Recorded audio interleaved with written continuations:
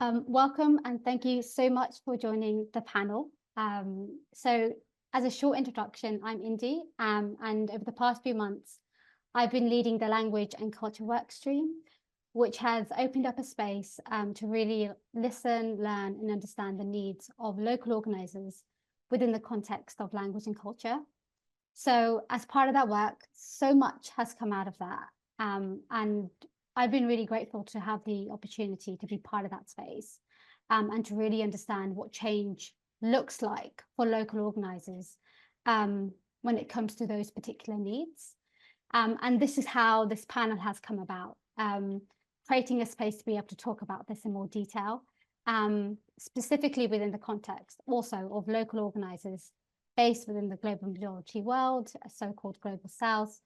And so this particular panel is looking at exploring how culture is important in informing how resources, support systems, spaces are designed in terms of incorporating the needs of local organizers going forward, and really understanding the nuances attached to the different communities and cultures as well that many of the local organizers are working within.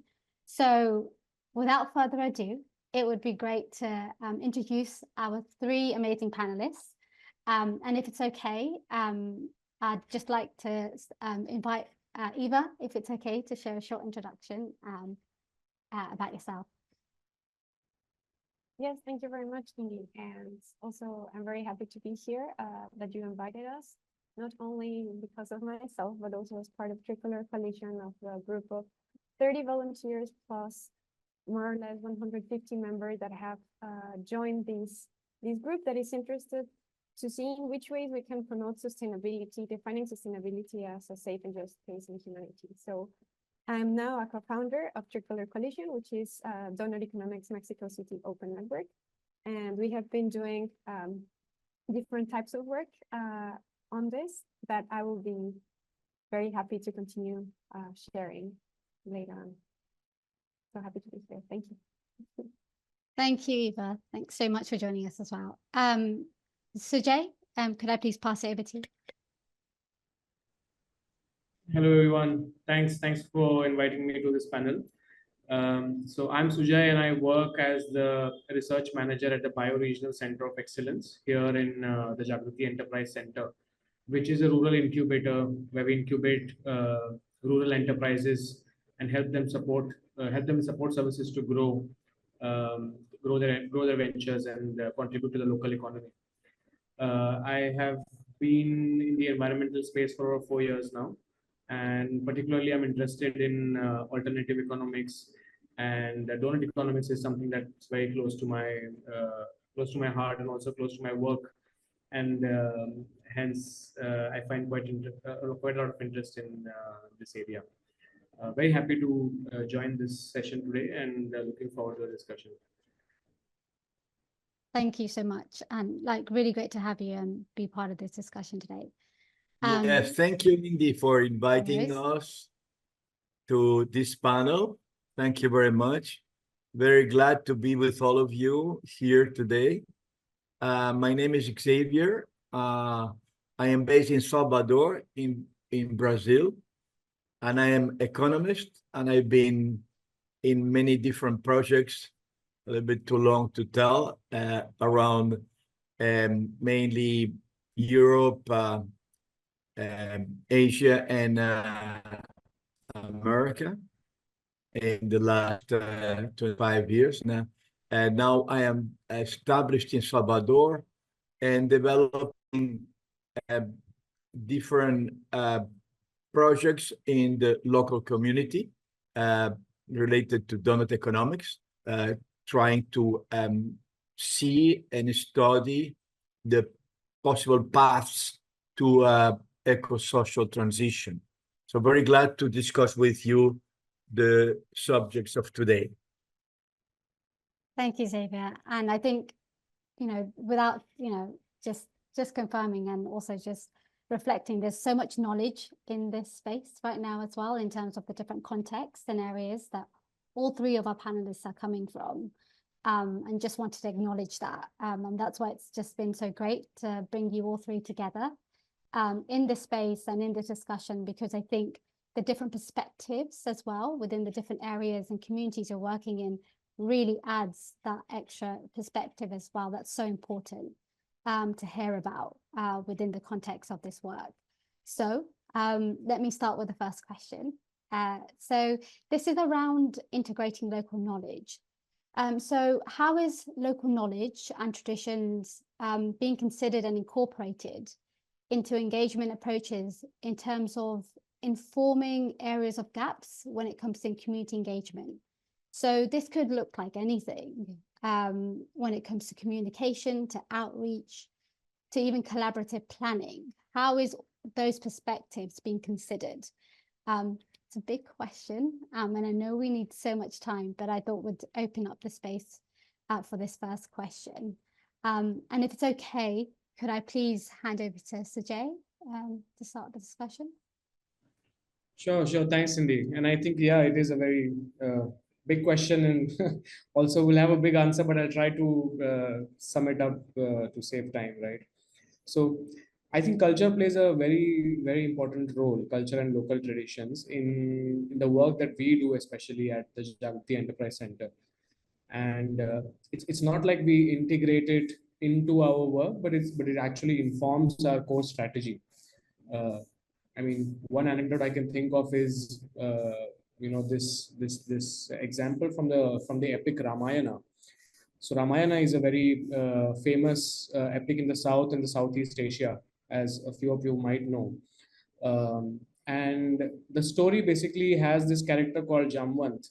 So Jamwant is the person who helps Hanuman, another important character in the Ramayana, to unlock his hidden potential that Hanuman had inside him, but never knew about it, right?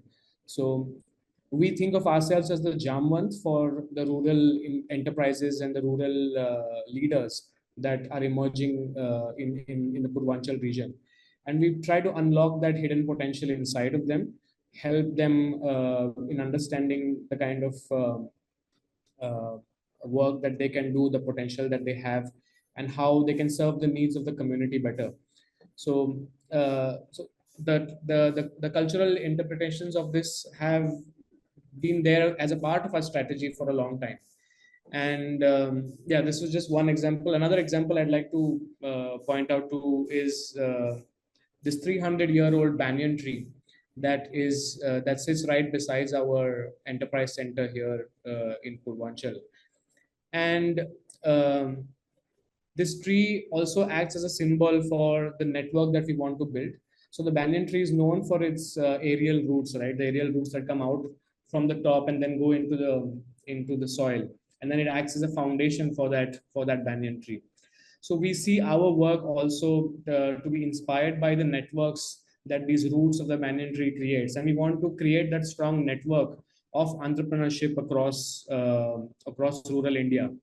And we see that as a very big source of inspiration for us, and that's why we also called it the Banyan Revolution.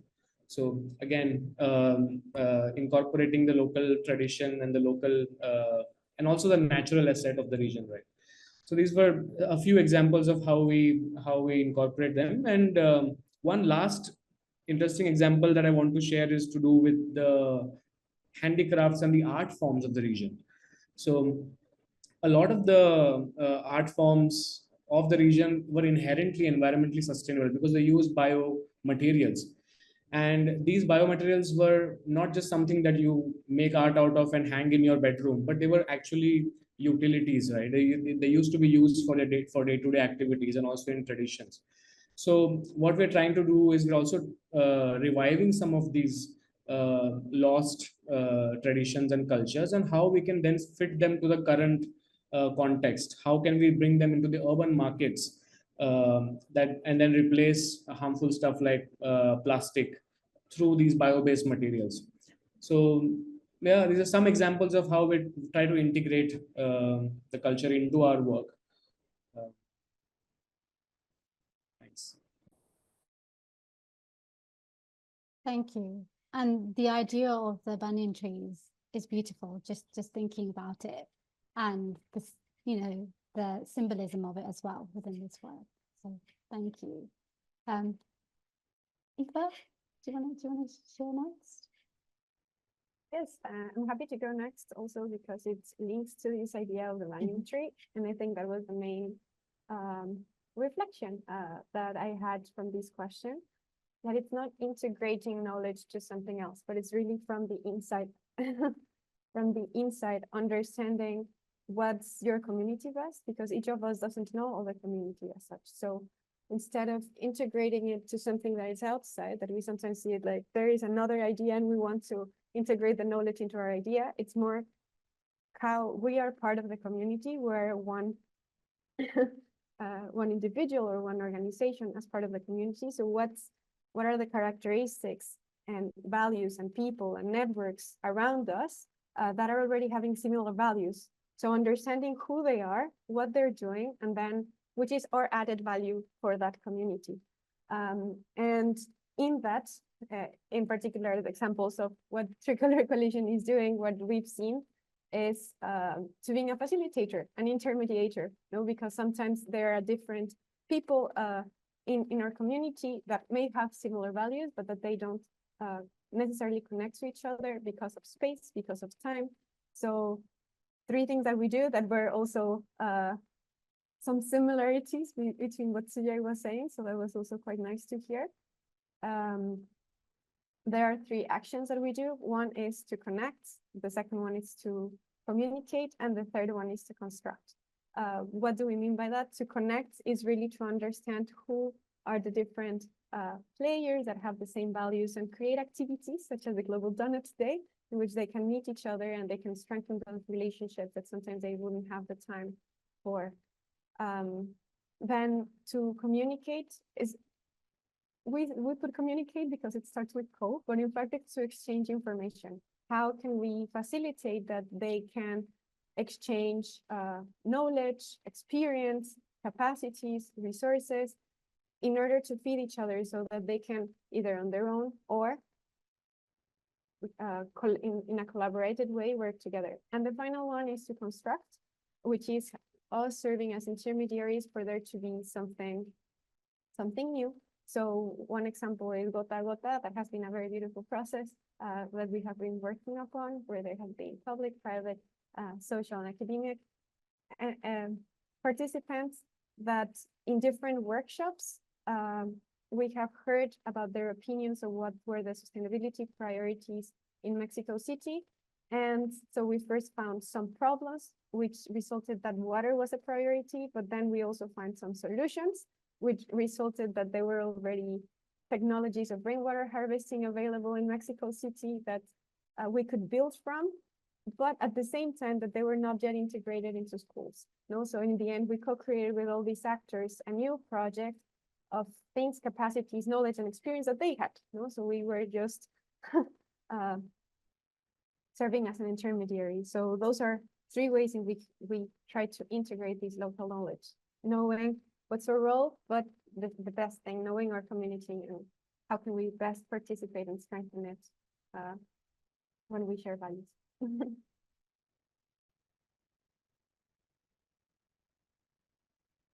Thanks, Eva. And I think, and it's a big question to still explore, is how do you really create that space to acknowledge those local traditions and that knowledge, because there's so much there from generations as well. So, and that could be reflected in terms of how you communicate and even the language that's used as part of this work. So there's just so much, I think, to explore as part of that. If I can add only something. Yes, please do. One of our ideas in order to do so is that we want to make a water repository of problems, solutions, and actors. So the idea is to serve as a place that people can include articles, papers, information on what are the problems, but also solutions already available from companies, policies that are already doing so, as well as which actors, no? Because in that way, we do believe that if that information is there available, then it's easier for people to know whom to talk, whom to speak, and then really collaborate when needed. No, thank you for sharing. Xavier. Yes. So our region here, it's called Bahia. It's a huge state, so big as maybe France or a couple of European states. And there is it's very well known that Bahia has 90% population Afro-American, so has inherited very rich African culture and gastronomy, music. So we have a very alive society full of cultural activities in many layers of society and many aspects of life. As I said, it can be music, it can be dance, it can be gastronomy, it can be languages. But on the other hand, we are very worried to see the extinction process that the cultural aspects are suffering. So we are very, let's say, sensible, while on one hand, the cultural expression is very active, is very present in the streets, in the cultural events, in the family acting, how the small communities are behaving every day in everyday life. At the same time, we are seeing an extinction process due to the economic pressures that society is suffering in the global south, and that we are, of course, not extend from, not an exception. And then we think that in order to preserve that we would need to do an active projects in order to preserve this culture.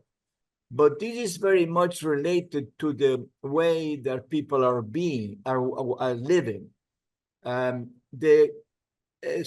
As you probably know, the isolation of a large parts of society is increasing because the inequality gaps are increasing. And this is, let's say, reducing the voice that these populations, huge populations of people in the suburbs are having in order to express themselves. And they have, while their own lives in their own streets are alive, they don't have enough means of directing their voices and their culture become relevant and present. So this divisive society, it's very worrying, because we don't see signs that this is improving or is going to improve with the complexity of our world, both in the environmental risks that we have that are increasing, and at the same time, the economic evolution that is not really showing, let's say, paths of proper solution. So what we try to do, let's put it this way, only the rich culture of the population that is very centuries ago, old of many centuries, and very rich traditions from religion to medicine to music, as I said before, the only way that the only, let's say, sectors of this population that are a little bit protected are the ones who succeed some support from political or economical sectors, national or international. And that at the same time, it can be an assistance, but it can be dangerous too.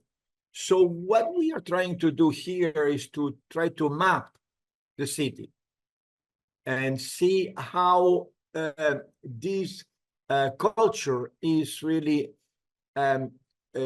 established, in which patterns, and try to discover the most, let's say, valuable and fragile communities that don't have support, which are many of them. So that's an approach that we are trying to think, because in other ways, in other words, saying let's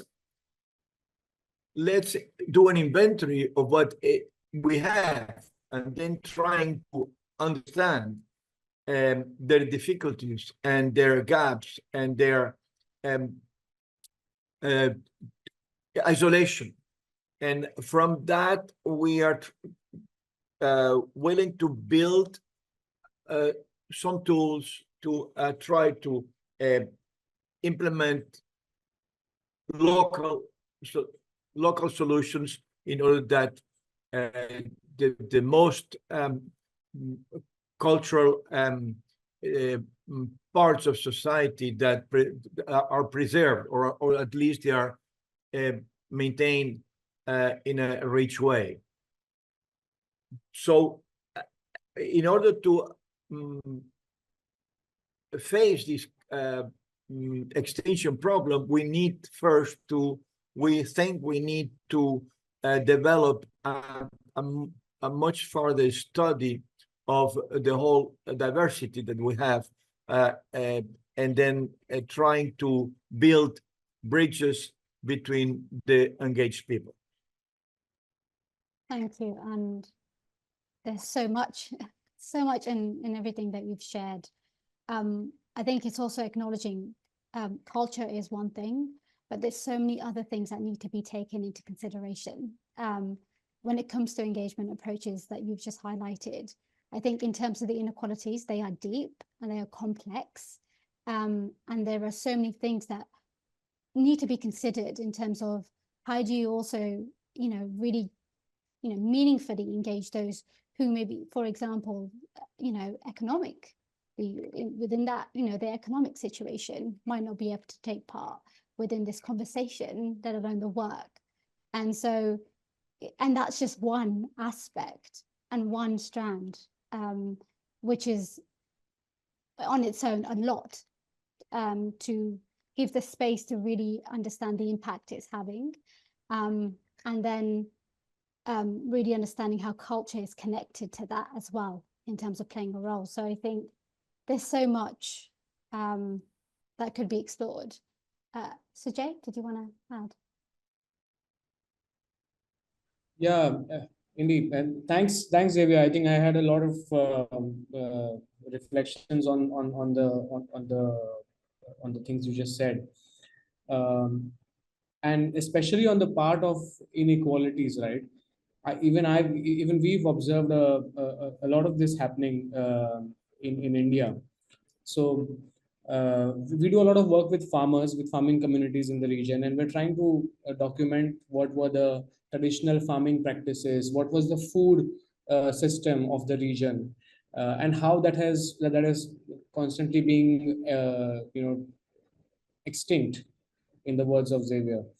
So what we also found is that now there is a revived movement of going back to the traditional food systems. So for example, there's this whole movement on millets and going back to millets, eating millets, because they would solve the food security problem, and they would also enhance the income of the farmers, and all of that, right? But what we see on the ground is that the farmers that we work with are so marginal that they first of all can't, I mean, they have very small land sizes, and they just can't experiment with something like going back to traditional practices, even though the government or the policies would want them to go back. They don't have the support system, they don't have the political or the economical support systems to really experiment with some of these things, right? And even the ones that do experiment with some of these ideas, they are serving for this elite class of people residing far away from their villages. So say someone is has started going natural and organic farming, and they have produced a bag of rice that is fully organic. The farmer himself does not consume that rice, so that rice is being sold off to some elite class community that is sitting far away in some other city, right? So how do we then bridge these gaps? We want to integrate the local culture back into the work we're doing, but there's also these inequalities that exist, right? And they need to be called out. And thanks for that reflection, Xavier. Thank you. Yeah, Okay. I can add, we have a worldwide, we have a huge problem. Because now, just put an example, we are talking very often about extinction of biodiversity, and therefore we talk that animals and fishes and marine fauna and plants are extinguishing. And I think that we don't talk enough about the huge problem of language extinction. We have a terrible problem in the world of language extinction. And with the language, a lot of knowledge is disappearing, because language is related to crafts, is related to technique, related to science. The first ancestral people, many centuries ago, thousands of years ago, they started to develop words in order to define and remember the properties of a plant or an animal. And that's how words started, in order to identify the qualities that children in the primitive peoples, they remembered the properties and the names of more than small children, 50 trees, 50 plants, or 60 animals, and they knew by heart not only the names, but all their properties and how they lived and how they moved. So knowledge and science and technique is related to words and to language in humankind. So I cannot stress more that the language extinction is really a tragedy, and I think we need to act. Thank you, Xavier, and completely understand and echo exactly in terms of that language part, and that's why it's been so important.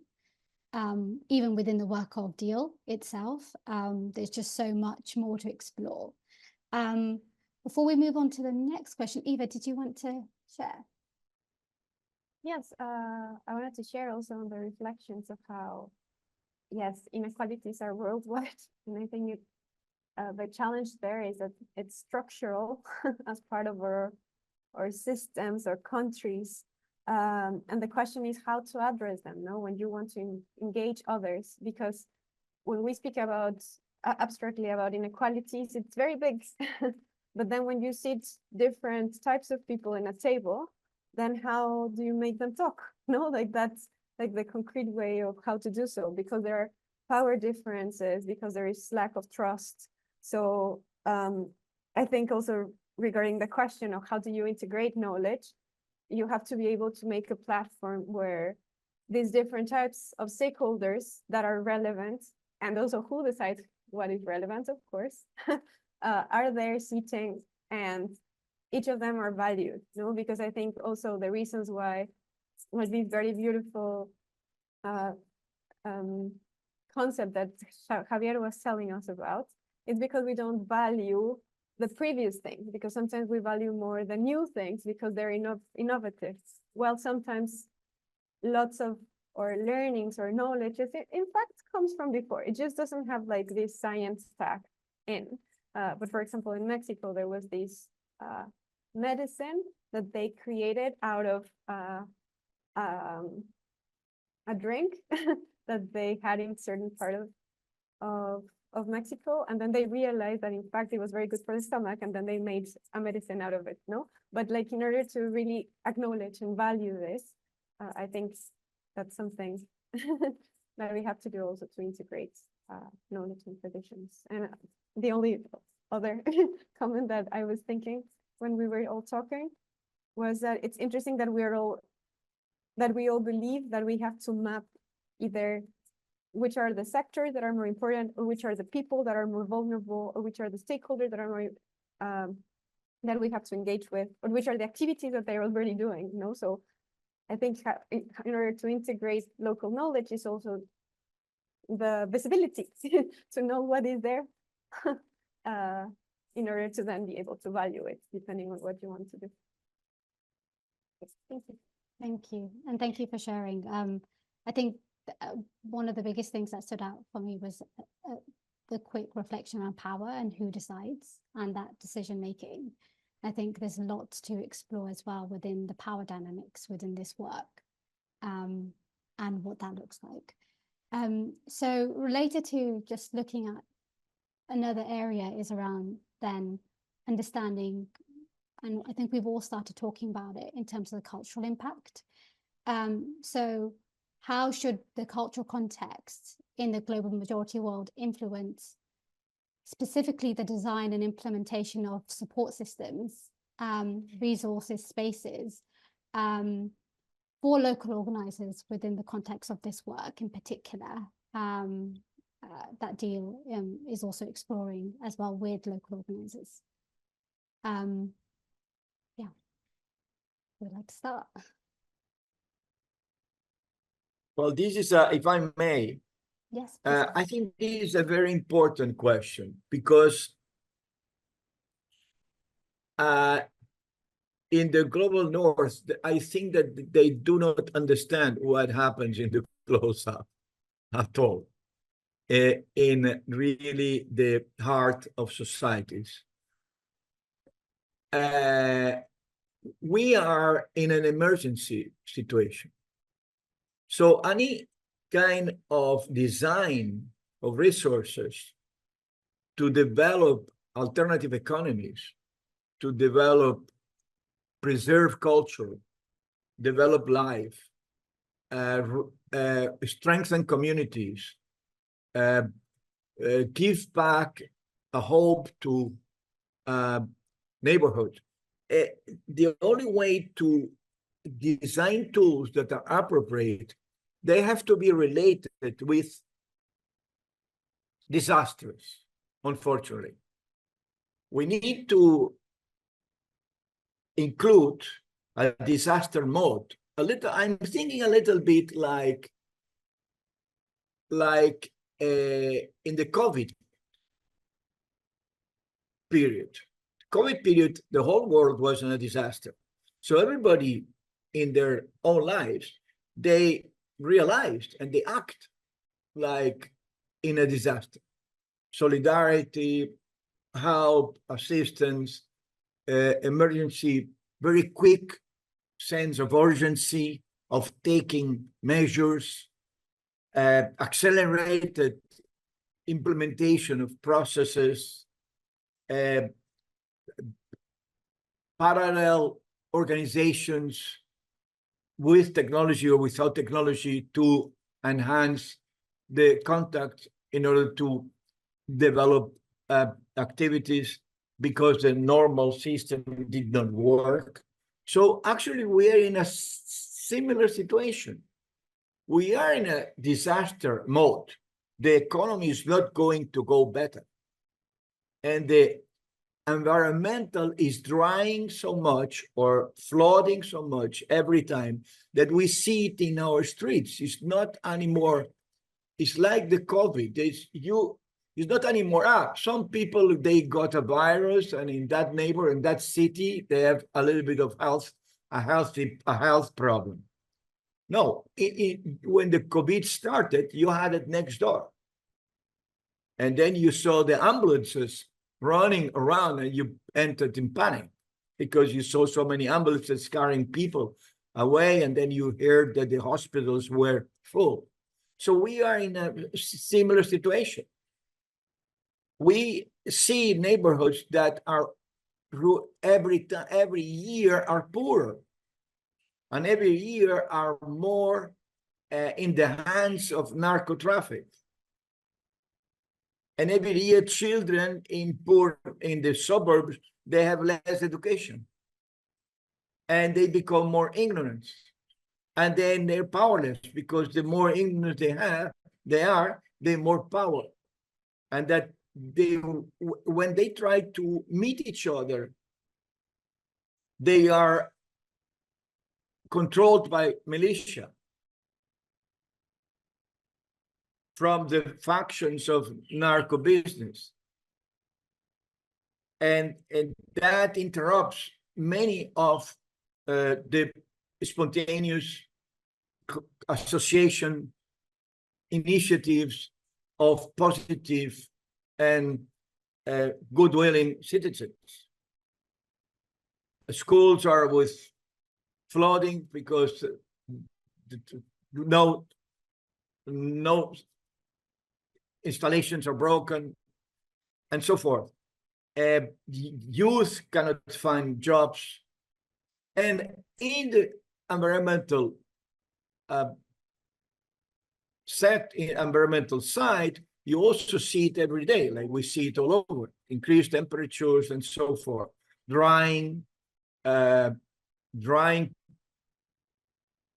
parts of the cities are drying as well because of the weather. Months without raining, for instance, and then suddenly flood. So I think that tools in the Global South need to face that we are heading into an emergency mode, and that if we do not prepare tools that are able to do a quick defense and assistance to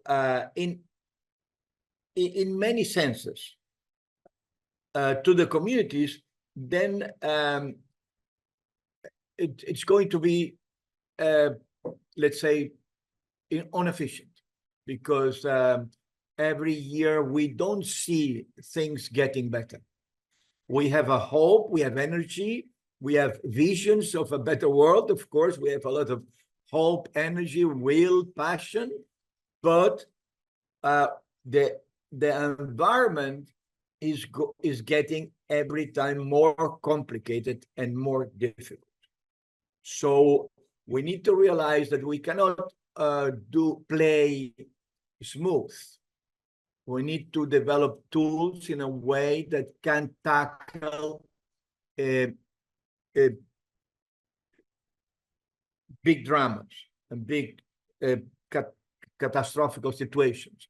And so we need to develop a new language, technical language I'm talking about, in designing these tools, in designing tools.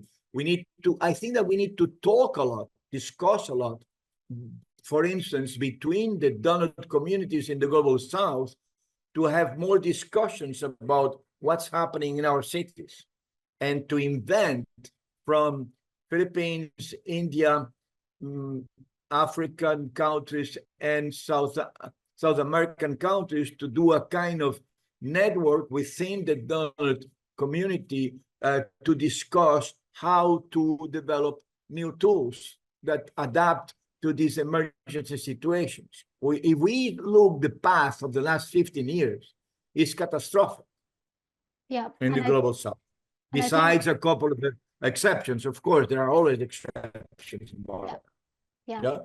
So I think that this dialogue among several communities in the Global South would be very, very exciting. Yeah.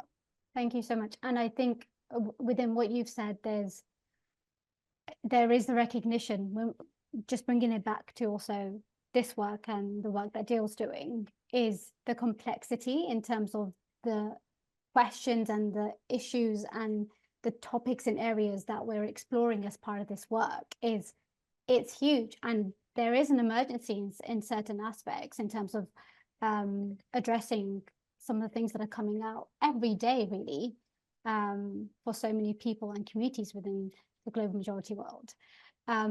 Okay, Eva, did you want to share, add? Yes, I think I wanted to say that I'm very happy that Javier is saying that, no, because precisely with Brazil, we have started to have this conversation, regional conversation, of how can we collaborate, thinking that what is culture, no? Culture is a way in which they are learnings about a social group, no? So culture is how that history, those experiences, those crises in certain place, in certain geographies, have created certain knowledge of how to do things, no? Certain habits, how to respond to those. So in that way, if we see culture as not only as something that is lived today, but as a reason and a driver of how people are acting today, then in order to really work together with others in the global majority, then we also have to understand why, why they're acting that way. So yeah, so what I wanted to say was that the idea of what we think of how we can put, how should cultural context in the global majority influence? I think by understanding why is culture being expressed in certain ways. So if we have certain flexibility, for example, in Latin America, why is that? Because we have been able to see that if we try different things, then we can solve different problems, because we have different geographies, we have different cultures, we have a lot of diversity. So for us, openness and flexibility, for example, is important. You know? So in that way, there are certain commonalities of social groups that we can build upon and that can connect us to others, and that would be nice to further explore. In which way, in Latin America, there are certain commonalities of how we can adapt, create new narratives that build on the concepts that we already have, such as buen vivir, such as tequio, that already align certain values that also the Doughnut economics have, but also that have been created in our own geographies. In order to not say culture is something different, but to really say it's part of. Thank you so much. Sujay, do you want to add? Yes, very, very important points by both Xavier and Eva. And just to add to what Eva was saying just a few seconds ago, I think the tools and resources that the deal community has been preparing, or even the wider ecological and social community that works in these areas has been making, there is an increased sense of acknowledgement to indigenous cultures and traditions, but I feel there is a lack of engagement with these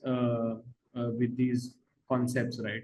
So I think we need to go beyond just acknowledging them, but to use the power of the community, use the power of the rising number of members that are joining this movement, and try to engage with some of these ideas. And there are already a lot of similar movements that have alignments with the Doughnut economics framework, the work that Deal has been doing. And then, it's important for us to find the commonalities between these movements, and then further increase the pace at which the work needs to be done, right? again pointed to what Xavier was saying. So the urgency of it will only come when these tools and resources will be relatable by the people in the global majority, and that will be relatable when you will engage with the already existing frameworks, knowledge, thinkers in the global majority who have been talking about these things for a while and doing some work, right? So I think that will also go a long way in further increasing the pace of the work we need to do. Thank you. And I think you've all, also started talking about and highlighting also what those current gaps are within what needs to be more of in terms of the work and that deal does, but also going beyond that as well, thinking about the future and sustainability of this. This work was, I think, even having this space today is just the start of a discussion, a conversation. But what does it look like to continue this discussion, to continue this work in that sense, not over just the year, but over the next few years? Eva, did you want to share, add?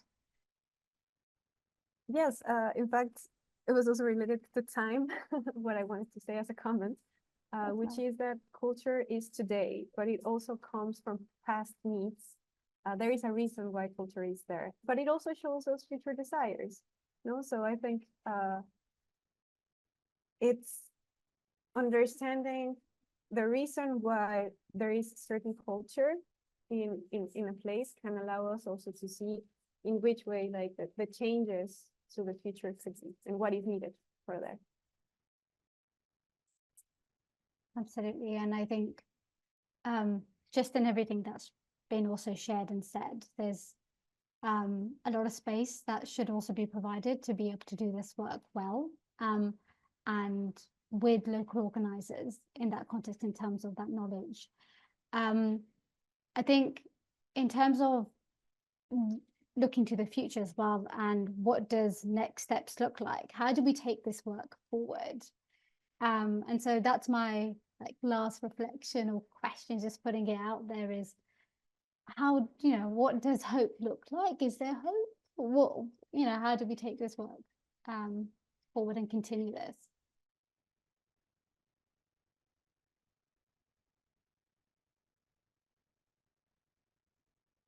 Does anybody want to share? I can start. I think we were all trying to wait for each other. I think from what we've been seeing of gaps or needs that are still needed to be addressed are something that we have been speaking about, knowledge and information of what are the networks, who are the people that are aligned in the principles, perhaps, of Doughnut economics, which different organizations are already working with this in other regions in the world. And in that way, it could help us all either to connect to someone in a region, but also in other regions, and strengthen those connections. The other thing that I see is also these more interaction opportunities, because if there are these, if we start to see these networks of people in different places, we can also see some topics that may be relevant, such as, for example, Deal has done that now has education, city, business. Maybe there will be other topics, maybe water, maybe arts, maybe there can be other topics where there could be events that are related to that start to also connect more people. And finally, I also see that the gap of financial structures and social structures that can support the work that is being done. I know that in sustainability, for example, there is not a complete financial system that really gives money so that social and environmental projects are sustainable. So generally, they depend on public money or on crowdfunding. So allowing there to show that there is economic value in social and environmental value, I think that's something very important, not only to work with enterprises, but also banks and other types of structure that are also in the financial system, so that they get together also with with the social and the social and environmental projects that are being done. And also social infrastructures, creating more time for people that we are all now on screens. You know, how can we have spaces where we can talk to each other to build more connections in order to build all those things. Thank you. Thanks, Eva. Sujay or Xavier, does anybody want to add to that? Yeah, just to add again to what Eva was saying, I think a lot of the time, so very recently we did a workshop on donut economics for business, and we were speaking to the participants after the workshop, right?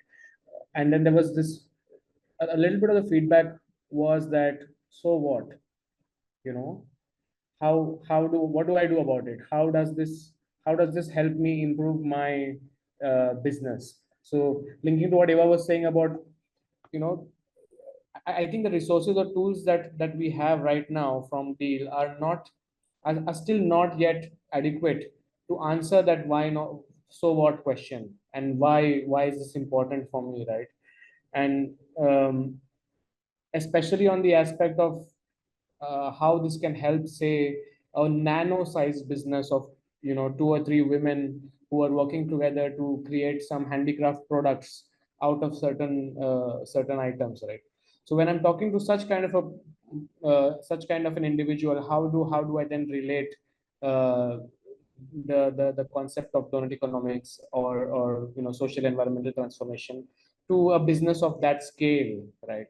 How do I translate some of these ideas to them? So I think there's a lot of challenges that we face in communicating uh, these issues to such communities. And yeah, so what can be done about it? So what role does business have to play, for example, in doing the transformations that we need?